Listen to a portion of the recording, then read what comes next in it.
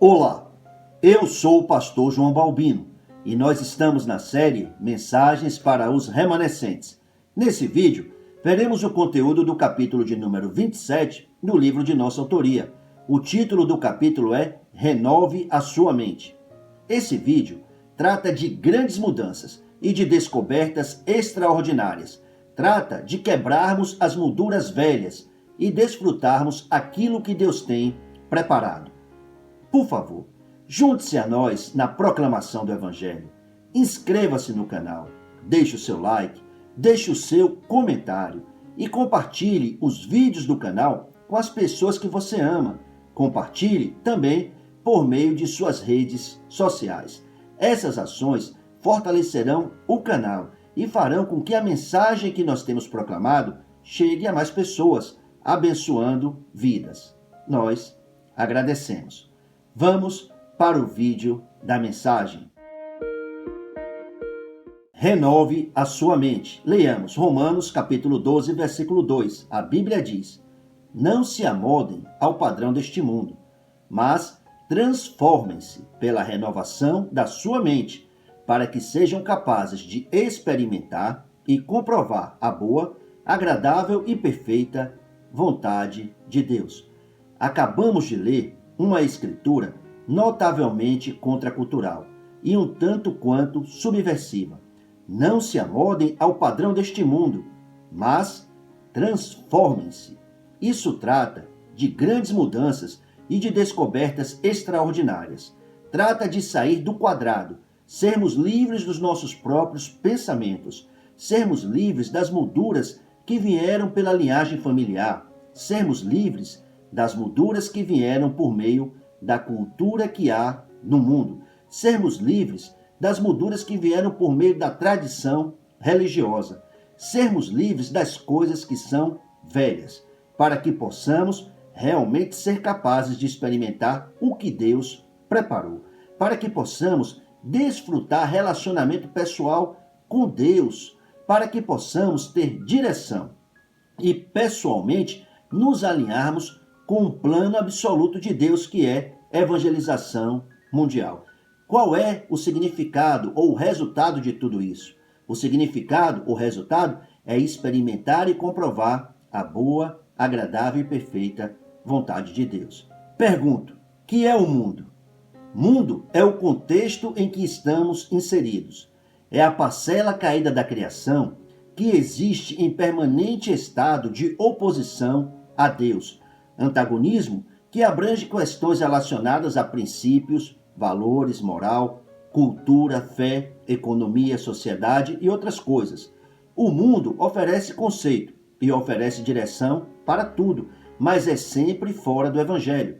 Pessoas amoldadas ao padrão do mundo têm uma maneira de ser, de agir e de pensar que de modo algum glorificam a Deus, mas glorificam ao mundo. Em outras palavras, pessoas amoldadas ao padrão do mundo são agentes para a perpetuação das condições que existem no mundo e também para a perpetuação dos poderes que atuam no mundo.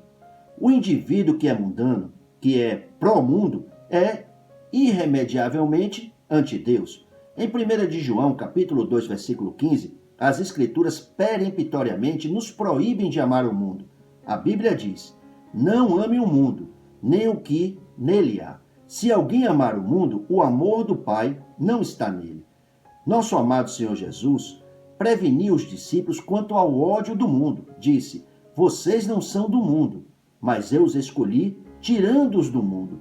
Por isso o mundo os odeia. João, capítulo 15, versículo 19. O mundo nos odeia porque o mundo não pode nos controlar. O mundo nos odeia porque encontramos em Deus e nas coisas dadas por Deus a finalidade de nossa existência. O mundo nos odeia porque a nossa vida é uma denúncia de que o mundo está errado. É uma denúncia de que o mundo jaz no maligno, está perdido.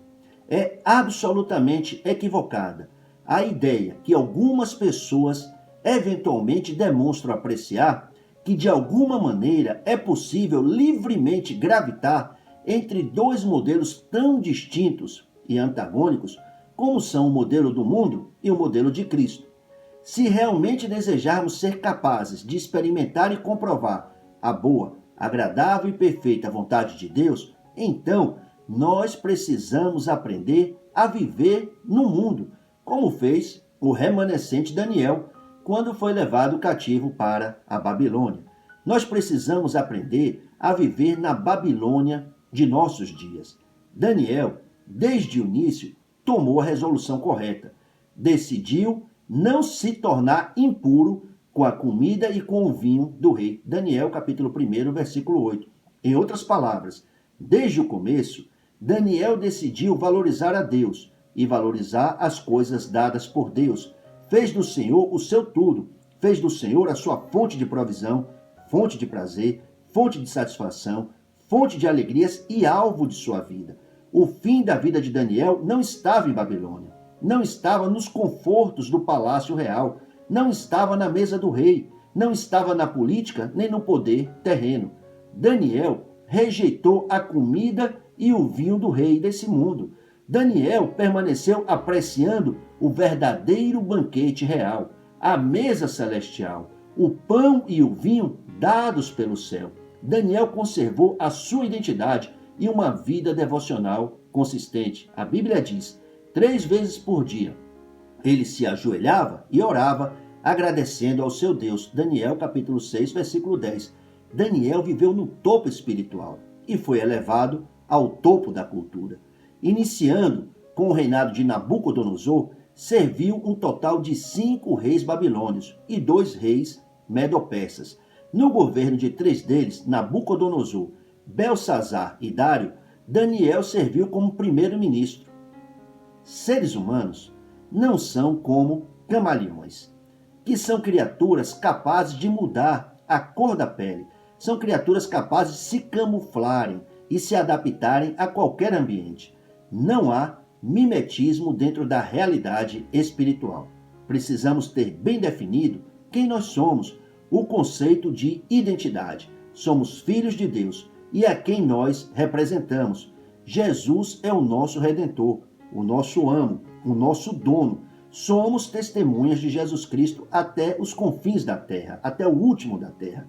Quando a Escritura diz transformem-se pela renovação de sua mente, renovar significa literalmente tornar novo de novo, no sentido de fazer retornar ao estado original, fazer retornar ao estado que tinha antes de sofrer influências deletérias e processos de degradação que levaram à necessidade de uma renovação. A renovação da mente que a Bíblia refere, é óbvio, trata de um processo. Pergunto, como podemos ter a nossa mente renovada e sermos transformados na direção de experimentarmos a boa, agradável e perfeita vontade de Deus? A resposta absoluta da Bíblia é conversão a Jesus Cristo. Todos precisam do Messias, que é Cristo. Todos precisam do Salvador, que é Jesus. Em Cristo, nós encontramos tudo o que necessitamos para uma renovação completa em nossas vidas, para chegarmos a ter uma mentalidade absolutamente renovada. Depois que uma pessoa tem o seu encontro de conversão com Jesus Cristo, entra para o discipulado do céu, que é o caminho de aprendizado, que é o caminho de crescimento e de transformação progressiva à imagem de Jesus Cristo, de modo que o feliz passa a aprender o conselho de Deus, especialmente por meio das Escrituras Sagradas. Lamentavelmente, muitas pessoas têm uma Bíblia. Têm a Bíblia, mas não têm o Evangelho. Muitas pessoas conhecem alguns pontos das Escrituras, mas ignoram aquilo que é o principal, ignoram o problema fundamental do ser humano, ignoram a resposta e a solução de Deus para o problema do Gênesis 3, que é somente Cristo. Há muitas pessoas que se emocionam ao olhar para a cruz de Cristo, mas jamais compreendem a mensagem da cruz. Não têm suas vidas centradas em Cristo, não chegam a experimentar a boa, agradável e perfeita vontade de Deus. Em outras palavras, há muitas pessoas vivendo vidas religiosas, mas sem a direção do céu. Contudo, Jesus nos deu direção. Nós temos direção. A nossa direção é evangelização mundial. O plano de Deus é salvar pessoas de todas as nações. Gostaria que você entendesse que aquilo que se encontra gravado e enraizado numa pessoa sempre aparece em forma de resposta. Se o que foi gravado em nosso interior for mudado na direção da vontade de Deus, receberemos respostas corretas. Em outras palavras, seremos capazes de experimentar e comprovar a boa, agradável e perfeita vontade de Deus.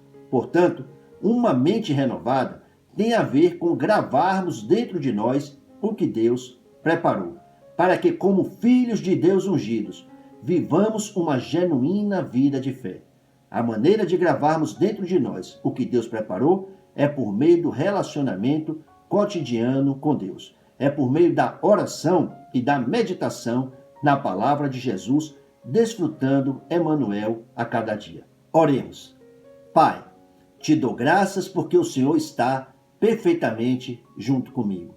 Que eu possa sair das limitações dos meus próprios pensamentos, quebrar as molduras velhas, descobrir e desfrutar o que o Senhor planejou e tem preparado, seguir a sua direção e todos os dias experimentar e comprovar a sua boa, agradável e perfeita vontade. Eu oro em nome do Senhor Jesus Cristo.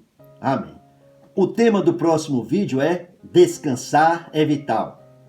Agradeço por assistir. Aproveite a série Mensagens para os Remanescentes. Trata do Evangelho puro. Comece agora mesmo a maratonar. Busque o episódio de número 1 e assista a todos os episódios, um após o outro. Que Deus se agrade em te abençoar rica e abundantemente. Fica na paz do Senhor. Graça abundante.